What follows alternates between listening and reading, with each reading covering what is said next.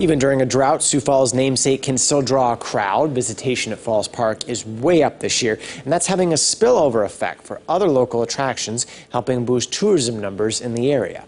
Our Perry Groten looks into what's behind this fascination with the falls in tonight's Eye on KELOLAND.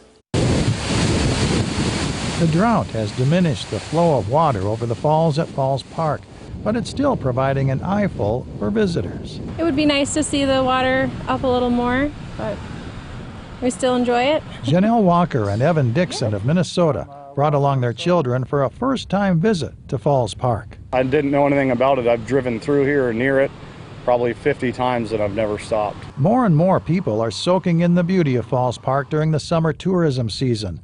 The park is on pace to equal or even surpass strong attendance totals going back to 2016 and 2017. We usually start numbers tick up probably May 1 for sure, but April they started going and we started watching the numbers citywide and they were trickling up and trickling up. The wide open spaces of Falls Park offered an enticing outdoor refuge from the pandemic for locals last year. But shutdowns at many attractions across the nation kept out-of-state visitors homebound. Now they're back this summer. This year, there's pent-up demand. People have saved money.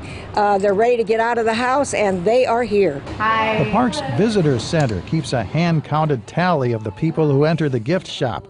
Two of those clicks included Bill and Debbie Hensiak of Milwaukee, who wanted to get a close-up look at the falls. I thought it was quite interesting. I mean, there's nothing like it in Wisconsin, so that I've not that big. I think we can get that close to it. The head count does not include park visitors who don't go inside the visitor center, so the actual attendance is much higher than the official numbers recorded by the staff. This is the place that people want to see when they come to Sioux Falls. While overall numbers are up here at Falls Park, the number of international visitors is down significantly, representing only about a half a dozen countries so far. That compares to 61 countries back in 2019. The drop-off is a reflection of the global impact of the pandemic. We know that foreign travel, worldwide is not what it was before COVID. So we just keep working on that and hope they'll come back. It turns out that the less than robust current of the falls does not appear to be a hindrance to attendance.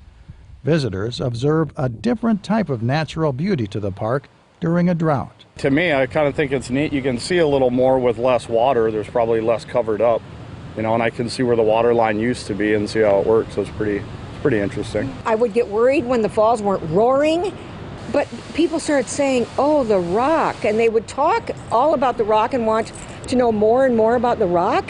And it was really a lesson for us that, hey, we need to promote this rock just as much as the water, and it works. And as the drought wears on, exposing more rock underneath the thinning veil of water, visitors are expected to still flow into the park to witness this emerging quartzite canvas through the rest of the summer. With Eye on KELOLAND, I'm Perry Groten. Sioux Falls is no longer a drive-by destination for tourists heading to attractions like Mount Rushmore or Wall Drug. Schmidt says leisure travelers stay here an average of 3 to 5 days, giving them more time to fit in a visit to Falls Park during their stay.